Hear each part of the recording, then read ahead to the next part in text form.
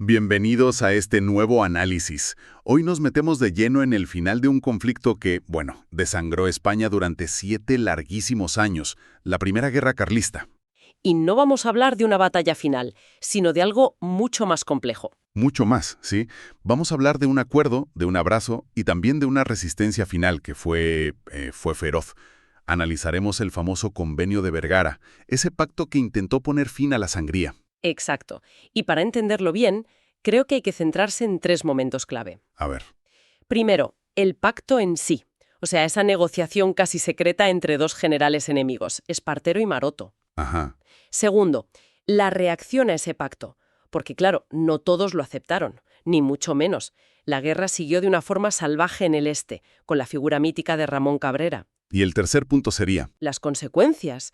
Cómo el hombre que gana la guerra, Baldomero Espartero, se convierte de la noche a la mañana en el hombre más poderoso de España.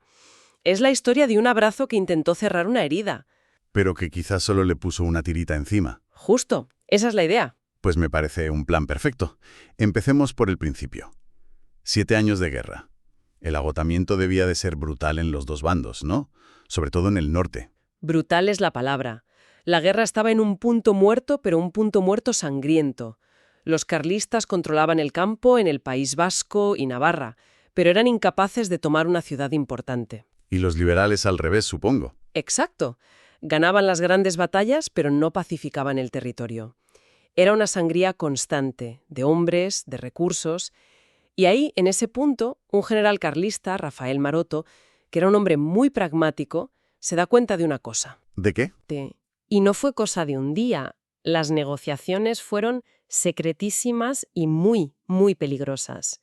Sobre todo para Maroto. Se jugaba el cuello, literalmente. Se lo jugaba. Tenemos testimonios de la época, como los del príncipe Lichnowsky, un aristócrata alemán que luchó con los carlistas y lo contó todo en sus memorias. Ah, qué interesante. Y él relata cómo ya desde febrero de 1839 había contactos. Maroto sabía que el entorno más radical del pretendiente de don Carlos ya conspiraba contra él. Lo acusaban de traidor por hablar con el enemigo. Es fascinante pensar que estaban hablando en secreto durante meses mientras sus hombres, pues, seguían muriendo en el campo de batalla. Sí, sí. Esto nos lleva a la pregunta clave. Para que Maroto se arriesgara tanto, ¿qué había sobre la mesa? La oferta de Espartero tenía que ser muy, muy tentadora. La oferta de Espartero fue una genialidad política, porque no buscaba la humillación, sino una salida honorable. Una salida para todos. Eso es. El acuerdo era una solución muy práctica, casi de supervivencia, y se basaba en 2 pilares. El primero, y el más importante para los miles de soldados carlistas, era la integración militar. ¿Qué significa eso exactamente? ¿Una amnistía y todos para casa? Mucho más. El convenio proponía la incorporación de los oficiales carlistas al ejército liberal. Ah, Y aquí está el detalle crucial, respetando sus empleos y grados. Si eras coronel carlista, pasabas a ser coronel del Ejército de España. claro, eso lo cambia todo. No es un perdón, es una recolocación. Les daba un futuro, una carrera, un sueldo. Justo. Para miles de hombres que llevaban 7 años sin hacer otra cosa que luchar, era una oferta, pues, prácticamente irrechazable. Entendido el punto militar, que es clave. Y el segundo pilar, ahí supongo que entramos en el terreno más pantanoso. La famosa cuestión de los fueros. Exacto. El gran tema ideológico, la raíz del conflicto para muchos vascos y navarros. Y aquí Espartero fue increíblemente astuto. ¿Por qué? Porque el texto del convenio incluía el compromiso del gobierno de proponer a las Cortes la concesión o modificación de los fueros. Un momento. ¿Concesión o modificación? Eso suena deliberadamente ambiguo, ¿no? Porque lo era. Era un ya veremos en toda regla. No prometía mantenerlos intactos, pero tampoco abolirlos. Dejaba la puerta abierta a negociar en el futuro. ¡Qué hábil! Esa ambigüedad fue la que permitió que los batallones vascos y navarros, que luchaban por los fueros, aceptaran el acuerdo sin sentir que los habían traicionado del todo. Para conseguir la paz ya, firmó una especie de cheque en blanco sobre los fueros. Eso es, sabiendo que el debate de verdad vendría después en el Parlamento, en Madrid. Entiendo. Una genialidad táctica para ganar la guerra, pero quizá una bomba de relojería política para el futuro. Sin duda. Y con este acuerdo bajo el brazo, llega el momento icónico. La imagen que todos hemos visto en los libros de historia. El abrazo de Vergara. Me cuesta imaginar la escena. Dos generales, cuyos hombres se han estado masacrando 7 años, y de repente se abrazan. ¿Fue algo genuino o puro teatro? Probablemente una mezcla de las dos cosas. Pero su poder simbólico fue inmenso. Imagínate la escena. Es el 31 de agosto de 1839. En los campos de Vergara se reúnen los batallones carlistas y las tropas liberales. La tensión debía de ser brutal. Brutal. No saben si van a seguir luchando o no, y entonces Espartero y Maroto se adelantan a caballo y se funden en un abrazo. ¡Wow! Es un gesto que va más allá de la política. Es un mensaje directo a la tropa. Se acabó, somos hermanos otra vez. Buscaba humanizar el final de la guerra y, sobre todo, legitimar el pacto ante los soldados. Un abrazo y un acuerdo. Podría parecer el final perfecto de una película. Pero una guerra civil, y más una tan ideológica como esta, no se apaga con un interruptor. Me imagino que no todo el mundo se unió a la celebración. Ni mucho menos. A ver, la reacción mayoritaria en el país fue de un alivio inmenso. 7 años eran una eternidad. Lógico. Pero en el bando carlista más intransigente, la noticia cayó como una bomba. Lo vieron como una traición. En toda regla. ¿Y la prueba principal de eso cuál fue? La reacción del propio pretendiente, de don Carlos.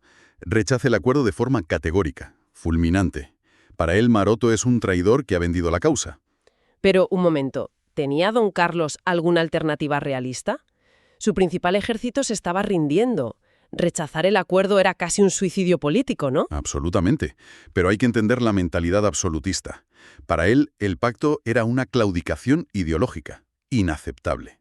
No se trataba de ganar o perder militarmente, sino de no ceder en la legitimidad de su causa, que él consideraba divina. Prefería el exilio con honor a una paz comprada. Exactamente.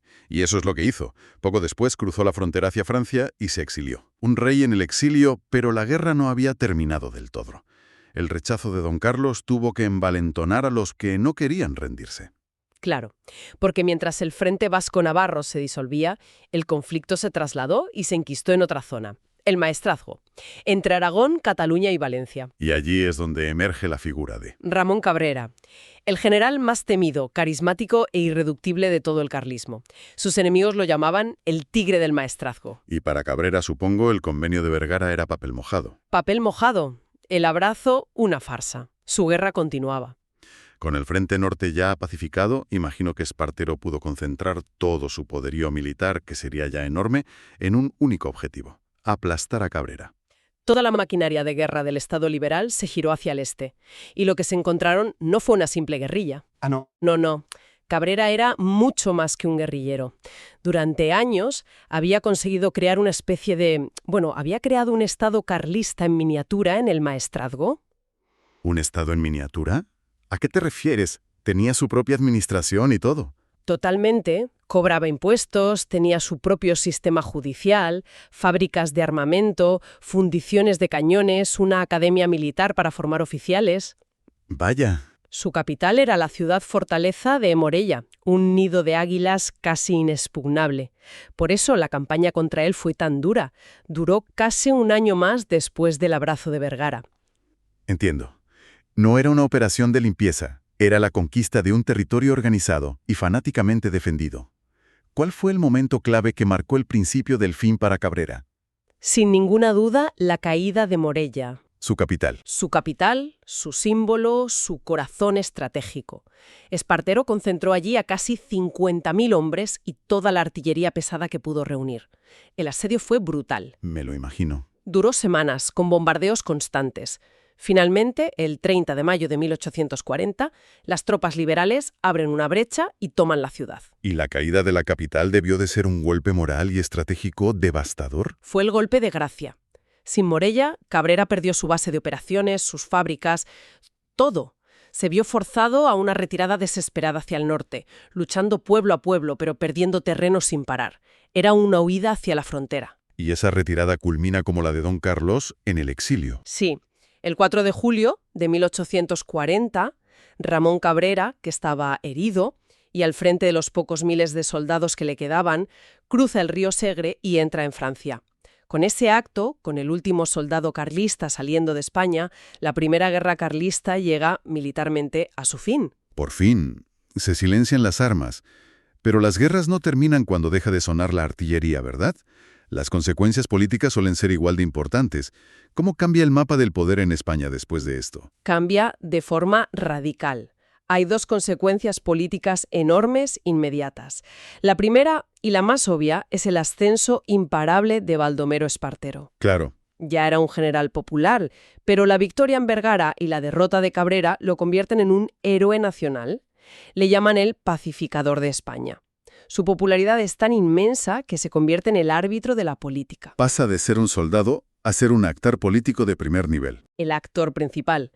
Tanto es así que pocos meses después, en la Revolución de 1840, la regente María Cristina es forzada a exiliarse y a quien nombran nuevo regente hasta que la reina Isabel sea mayor de edad. A él, a Espartero. A él. En menos de un año pasa de ser el general en el campo de batalla a ser el jefe de Estado de facto. Es una transformación asombrosa. Totalmente. Esa es la primera gran consecuencia. Y la segunda. Volvemos al norte, a la promesa de Vergara, a esa bomba de relojería que decíamos. ¿Qué pasa con los fueros? Pues que, como anticipábamos, la ambigüedad del pacto se convierte en un problema gigantesco. El gobierno liberal de Madrid interpreta el convenio a su manera. ¿Y cuál era su manera? Pues en octubre de 1841 aprueban una ley que en la práctica suprime gran parte de la autonomía foral vasca. Se eliminan las aduanas interiores, se impone el sistema fiscal común. Lo que para muchos en el País Vasco y Navarra debió de sentirse como una traición al espíritu de Vergara. Exacto. Se sintió como un engaño. Los liberales argumentaban que estaban modificando los fueros, como decía el pacto, para integrarlos en la Constitución. Pero para los defensores de los fueros era una abolición encubierta. O sea que, lejos de resolver el problema, Lo aplazó y lo enquistó.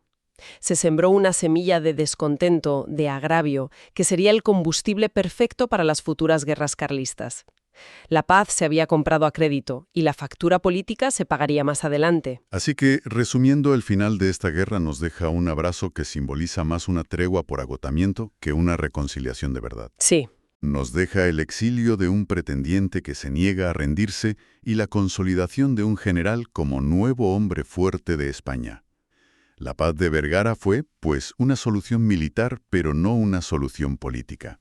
Efectivamente, la guerra terminó, pero el conflicto de fondo seguía absolutamente vivo. Las ideas, los agravios, esas dos visiones de España que alimentaron la lucha, no desaparecieron con ese abrazo. La cuestión foral no se resolvió, la dinástica tampoco. Y la fractura ideológica entre liberalismo y tradicionalismo era, si cabe, más profunda que nunca.